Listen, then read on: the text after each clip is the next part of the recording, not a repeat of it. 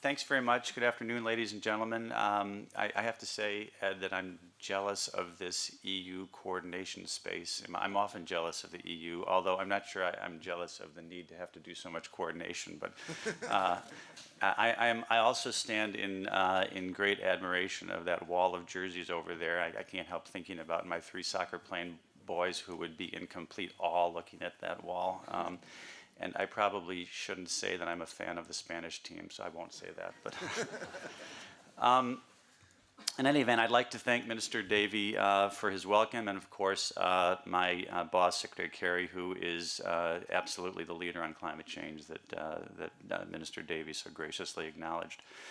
As Secretary Kerry noted, we are proud in the United States to be part of this new initiative for sustainable forest landscapes. It's a partnership between governments and the private sector that we think will help create long-term and lasting incentive structures for more sustainable development.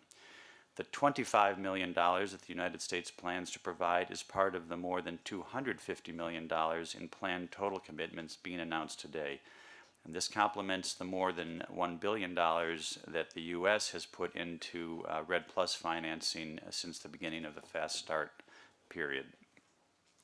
Beyond financing, we are proud to have been part of the brain trust, if you will, of partners, including the UK, Norway, and the World Bank and Germany, to design this initiative. In fact, many of you will recognize this as the funding avoided deforestation concept that we've talked about so much recently.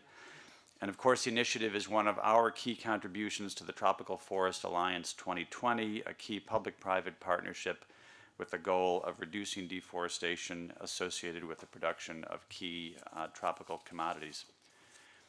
We are fortunate to have a Secretary of State and a President who both feel strongly about the need to act on climate.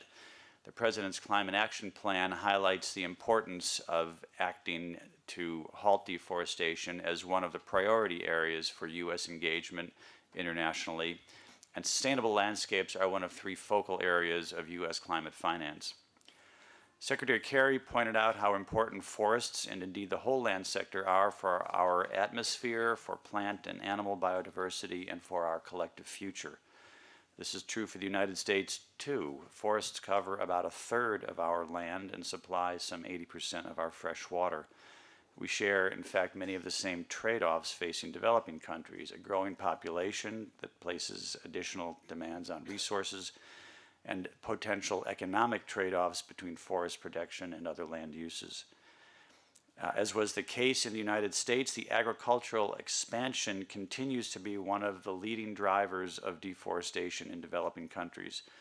The challenge is that agriculture is also a major force for economic growth. Over 1 billion people worldwide work in agriculture, and agricultural markets provide a major source of income for farmers and communities.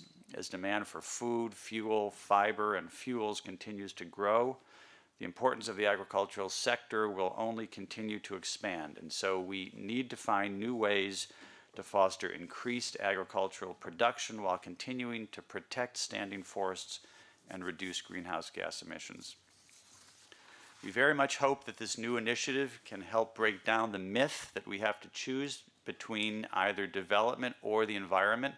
It's a false choice. It's been a false choice for a long time, but it still continues to live as a myth. The ISFL will help ambitious developing countries move forward toward their climate goals by providing them with resources to implement smarter, more productive forest preservation strategies. Public and private sector cooperation in this initiative is particularly important and underscores the value of engaging the private sector as partners, not adversaries, in the fight against climate change. We know that public sector funding alone is not sufficient to alter the structural drivers of deforestation.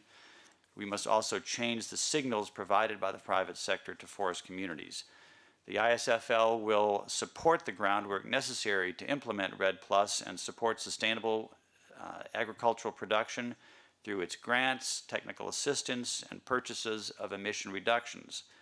But at the same time, the private sector will create demand for forest-friendly products through their commitments to purchase more sustainable commodities from sustainably managed landscapes, and that's obviously a core part of this initiative.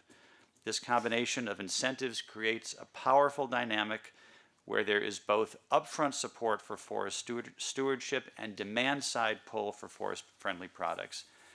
So the United States is delighted to be part of this announcement, and now it is my honor to turn the microphone over to my colleague, Minister Sundtoft of Norway, for her remarks. I want to thank you very much. I want to also apologize that I have to leave because I'm called to other commitments, but it's a great honor to be here and a pleasure to share the stage with my friends. Thanks.